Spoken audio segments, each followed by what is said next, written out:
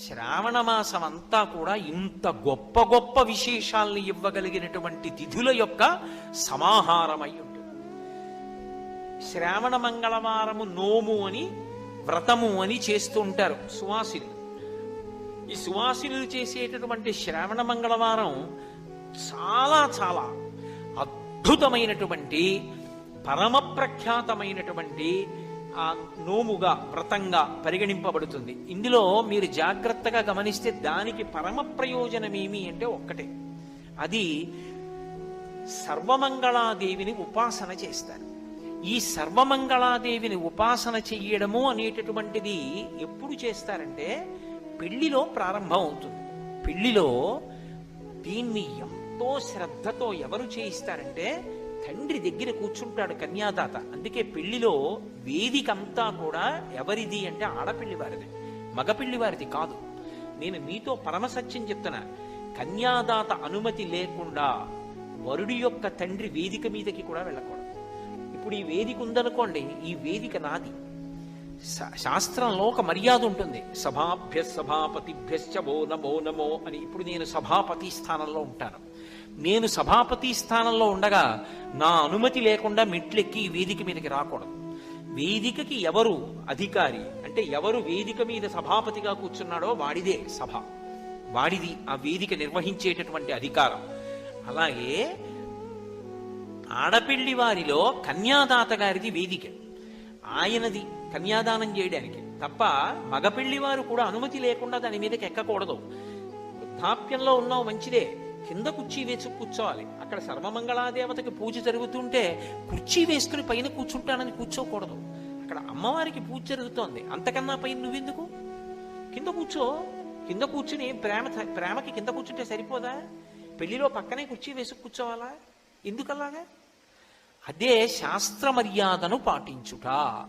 సర్వమంగళాదేవతని మంగళసూత్రానికి పూజ చేస్తారు. అది మామూలు సూత్రం కాదు, దాని పేరే మంగళసూత్రము. సూత్రము అంటే తాడు, అది మామూలు తాడు కాదు, అది సర్వమంగళములకు కారణం.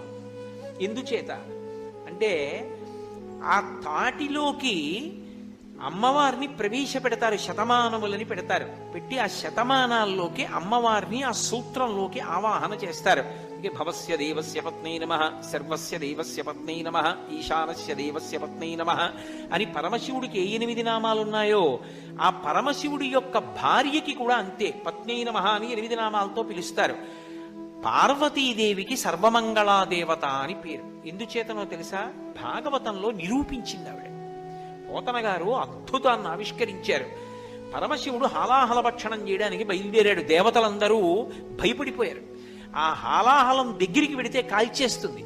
కానీ శివుడు మాత్రం తాను నిర్భయంగా ఎదురెళ్ళి నిన్ను నేను తినేస్తానని ఇలా చెయ్యి చాపి హాలాహలాన్ని పట్టుకుని కడి చేసి ఆ ముద్ద చేసి నోట్లో పెట్టుకున్నాడు. పెట్టుకునే ముందు అమ్మవారిని అడిగాడు పార్వతీదేవి, పిల్లలందరూ బాధపడుతున్నారు పార్వతి, హాలాహలం తరువుకొచ్చేస్తోంది, కంటే జగముల దుఃఖము వింటే జలజనిత విషపు వేడిమి ప్రభువై యుండుట ఆర్తుల ఆపద గెంటించుట దాన ఫలము దానం కీర్తి మృగాక్షి. పిల్లలు ఏడుస్తున్నారు హాలాహలం కాల్చేస్తోందని. కాబట్టి పార్వతి, నేను ఆ హాలాహలం పుచ్చేసుకుంటాను ఏ అంటే పార్వతీదేవి అంది, మీ ఇష్టం వచ్చినట్టు చెయ్యండి. ఇక్కడ వరకు విన్నాడు పరీక్షిత్తు. శుకుడు భాగవతం చెప్తుంటే ఆగండి ఆగండి ఆగండి ఆగండి అడ్డుపడ్డ అసలు పరీక్షిత్తు. ఏమన్నారు? పార్వతీదేవి మీ ఇష్టం వచ్చినట్టు చెయ్యండి అందా. హాలాహలం తినేస్తానంటే అది ఏమైనా మధుర పానీయమా, కొబ్బరి నీళ్ళ? అది దానికి ఎదురొస్తే కాలిపోయారు. హాలాహలం పుచ్చుకుంటే పరమశివుడికి ఏమైనా అయితే ఆవిడ 5వ తరం ఏమవుతుంది? ఆడదానికి 5వ తరం కన్నా గొప్పదే ఉంటుంది. అటువంటిది ఆవిడ తన యొక్క సౌభాగ్యానికి కారణమైనటువంటి పరమశివుడి యొక్క ప్రాణాల్ని లోకాల మర్యాద కోసమని వాళ్ళ క్షేమం కోసం పణంగా పెట్టిందా? తాగేమందా? ఎలా తాగమందండి అని అడిగాడు. అంటే శుకమహర్షి అన్నారు, అది మృంగిడిది హాలాహలమని, మృంగిడివాడు శివుండని ఆవిడికి తెలుసు. మింగుతున్నది హాలాహలమని తెలుసు. మృంగిడివాడు విభుండని, మింగుతున్నవాడు తన భర్తే అని తెలుసు. అయినా కూడా మృంగమనే సర్వమంగళ మంగళసూత్రమునెంతమది నమ్మినదో ఆవిడ తాగేవయా అంది. ఎందుకో తెలుసా? తన మంగళసూత్రం మీద ఆవిడకి అంత నమ్మకం. లోకంలో ఏ ఆడదాని మెడలోనైనా మంగళసూత్రం నిలబడితే అది ఎవరి వలన అంటే అమ్మవారి యొక్క అనుగ్రహం చేత మంగళసూత్రాలు నిలబడతాయి. అందుకే ఎవడికైనా గండకాలం ఉంటుంది. లోకంలో జన్మించినటువంటి నక్షత్రాన్ని బట్టి గండకాలాలు వస్తూ ఉంటాయి. గండకాలంలో భర్త శరీరం పడిపోకుండా రక్షించుకోగలిగిన శక్తి ఎవరి చేతిలో ఉంటుందంటే ఆడదాని చేతిలో ఉంటుంది. అందుకే లలితా సహస్రంలో అమ్మవారికి ఒక నామం ఉంది. అందులో పులోమజార్చిత అని ఒక నామం. ఆమెకి పులోమజ అని పేరు, శచీదేవికి, ఇంద్రుడి భార్యకి. ఆమె చేత లలితాదేవి ఆరాధింపబడుతూ ఉంటుంది. ఇంద్రుడికి అంత గొప్ప వైభవం ఎందుకు వచ్చిందంటే ఆయన భార్య అమ్మవారిని పూజ చేస్తుంది కాబట్టి. సర్వమంగళాదేవిని తల్లిదండ్రులు ఎంతో భక్తితో మంగళసూత్రంలోకి ఆవాహన చేయిస్తారు. ఆవాహన చేయించి, ఏమో ఈ పెళ్లికొచ్చినటువంటి సువాసినిల్లో ఏ ఆడది అంత భక్తితో ప్రతిరోజు సర్వమంగళాదేవతని ఉపాసన చేస్తోందో అని ఆ మంగళసూత్రాన్ని తీసుకొచ్చి ప్రతి వారి మెడలో ఉంచుతారు. సభలో పెద్దలైన వారు ఉన్నారనుకోండి, పరమ భక్తి తత్పరులైన వాళ్ళు, ఒక్కసారి వాళ్ళ చెయ్యి వేయిస్తారు ఆ మంగళసూత్రాల మీద. ఎందుచేత అంటే ఆ తాడు కట్టేటప్పుడు అది కేవలం ఏదో పరిమిత కాలానికి సంబంధించింది కాదు, రక్షాబంధనంలాగా. ఆ సూత్రం కడుతూ ఒక మాట అంటాడు, మమ జీవన హేతునా, నేనున్నానని గుర్తేమిటో తెలుసా? ఈ తాడే. ఆ తాడు కేవలంగా ఇద్దరిని కలిపిన తాడు అని అనుకోకండి, ఇద్దరి మధ్య ఆనుకూల్యతని కల్పిస్తుంది. దాంపత్యం ఒక బండికున్న రెండు చక్రాల్లా ఉండాలి. ఆ అన్యోన్యత లేదనుకోండి, ఇక ఆ దాంపత్యానికి అర్థం ఉండదు. ఆవిడ చెడి అంటే ఈయన పెడి అన్నాడు అనుకోండి, ఇంకేం సంసారం. అక్కడికి వెళ్ళినవాడు కూడా విసుకొస్తుంది, చిచి ఇంకో మాట వెళ్ళకూడదు ఇంటికని. మంగళసూత్రానికి ముడులు ఇక్కడేస్తారు, కంఠంలో కడతారు తప్ప ఇంకొక చోట కట్టరు. ఎందుకు కట్టరు అంటే ఇక్కడ తల ఉంటుంది, తలకి ఈ కింద నుంచి శరీరం ఉంటుంది. ఈ శరీరం యొక్క కష్ట సుఖాలన్నీ తల చూస్తుంది. ఇప్పుడు నేను ఉపన్యాసం చెప్తున్నాను అనుకోండి, ఉపన్యాసం చెప్తుండగా దోమలు వచ్చి నా కాళ్ళని కరుస్తున్నాయి అనుకోండి, ఊరుకుంటాయా? పాదాలు చెప్తాయి. దోమలు విశేషంగా కరిచేస్తున్నాయి, కింద చాలా బాధగా ఉంది అంటే ఉపన్యాసం చెప్పడం ఆపి నేను దోమలు కొట్టుకోలేనుగా. అందుకని నా మెదడు అంటుంది, ఓ ఎడమ పాదమా నువ్వు లేచి కుడి పాదం వెనక దోమ కుడుతోంది కాబట్టి, ఎదురుగుండా బల్ల అడ్డుంది కాబట్టి అసభ్యంగా ఉండదు, నువ్వు వెళ్ళి కుడి పాదాన్ని రుద్దు, దోమ వెళ్ళిపోతుందండి. భర్త, ఇది భార్య. ఇది కలిసి ఉండేది ఈ కంఠం చేత. ఈ కంఠమునకు మంగళసూత్రం కట్టారు అంటే ఇవి ఎప్పుడూ దెబ్బలాడుకోకుండా ఉండవే. ఉపన్యాసం చెప్తుంటే ఊరి దోమల వల్ల అంటుందా? అనదు. విసుక్కోకుండా అవి రెండూ కలిసి ఉండి ఎలా నడుస్తున్నాయో మీరు అలా నడిచెదరుగాక. అందుకు మంగళసూత్రం మెడ మీద కంఠానికి కడతారు.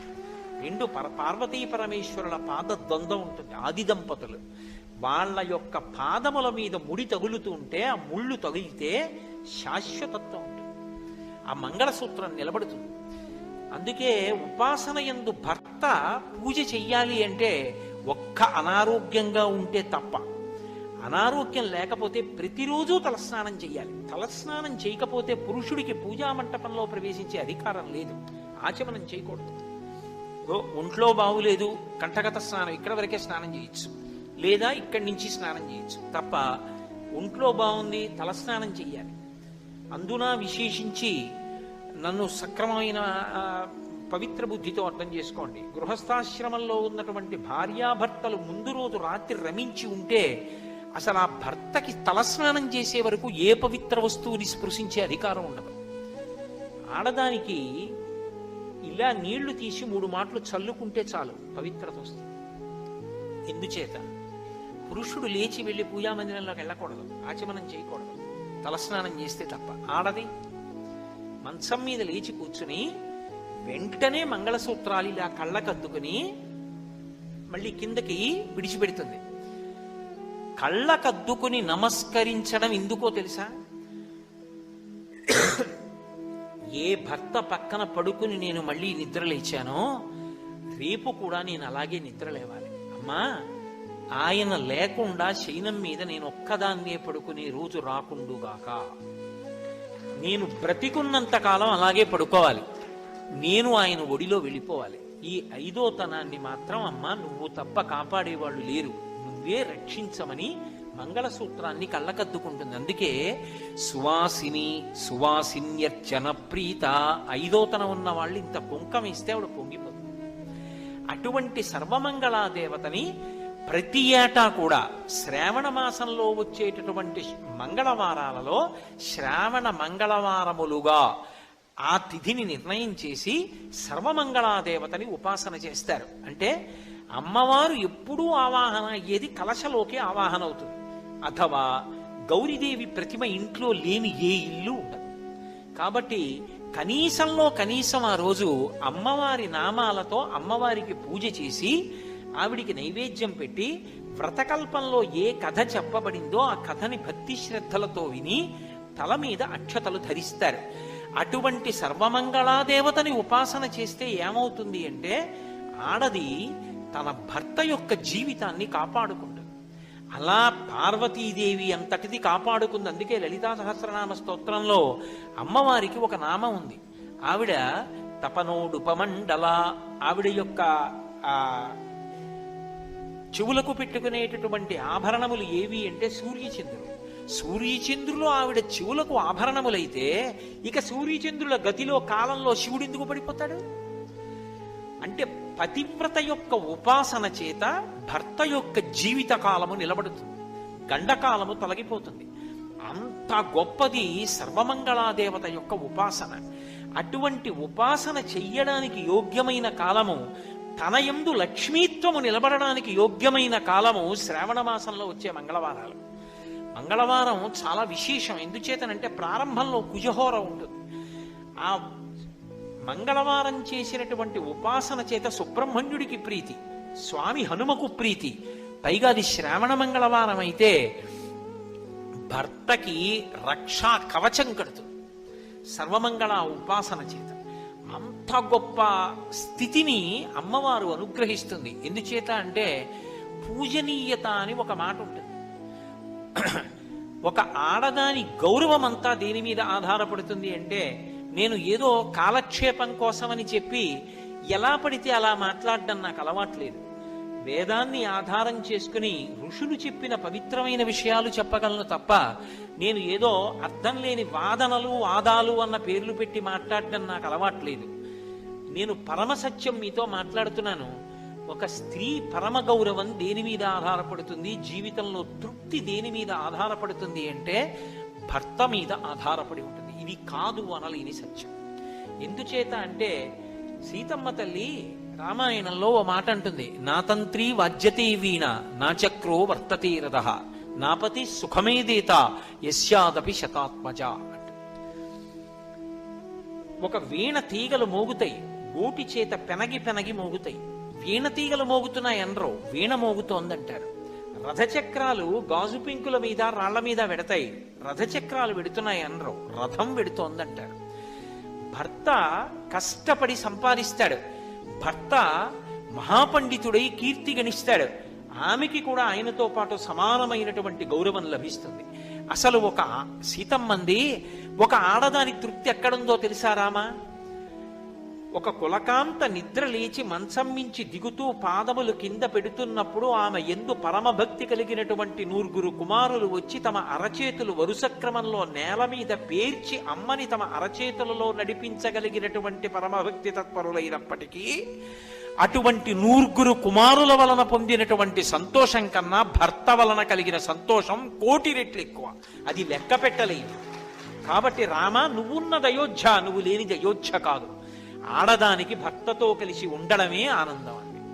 కాబట్టి అటువంటి సంతోషం ఆమెకి భర్త ఉండడమే కాదు, తండ్రి కలిగిన పెన్నిధానమేలా అని శాస్త్రం. తండ్రి ఉంటే ఇక కొడుకు ఐశ్వర్యం అక్కర్లేదట. ఎందుకంటే తాను కష్టపడ్డా సరే కొడుకు సుఖపడాలని తండ్రి కోరుకుంటాడు. తండ్రికి కారు ఉండక్కర్లా, కొడుక్కి కారు కొనిపెట్టి కొడుకు కారులో కారులో వెళ్ళిపోతుంటే మురిసిపోయి ఇంట్లో పోతాడు. ఏ పిచ్చ ఆయనకి ఏం కారు ఉందా? ఎందుకు ఆ సంతోషం అంటే తండ్రి కొడుకుని చూసుకుని మురిసిపోతాడు తప్ప తాను మురిసిపోవాలి, తాను సుఖించాలని కోరుకోడు. అటువంటి తండ్రి ఉంటే ఇంకా పెన్నిదెందుకు? తల్లి ఉంటే సమస్త సంతోషములు ఉన్నట్టే, అమృతం రోజు దొరికినట్టే. అటువంటి తల్లి తండ్రి ప్రతి కుటుంబంలో ఉండాలి. ఆ తండ్రిని మిగల్చగలిగిన శక్తి ఎవరి చేతిలో ఉందంటే బిడ్డల తల్లి చేతిలో ఉంది, ఆమె యొక్క ఉపాసనలో ఉంది. నమ్మి మంగళసూత్రాలు కళ్ళకద్దుకుంటే చాలు, అందుకొచ్చింది మంగళసూత్రం. ఏం చేతకాక ఛాందసత్వంలో పెట్టలేదు ఋషులు. కనుక అటువంటి సర్వమంగళాదేవత యొక్క పరిపూర్ణమైనటువంటి అనుగ్రహాన్ని పొందాలి అంటే శ్రావణ మంగళవారాల్లో తప్పకుండా ఆ సర్వమంగళాదేవత యొక్క ఉపాసన చెయ్యాలి.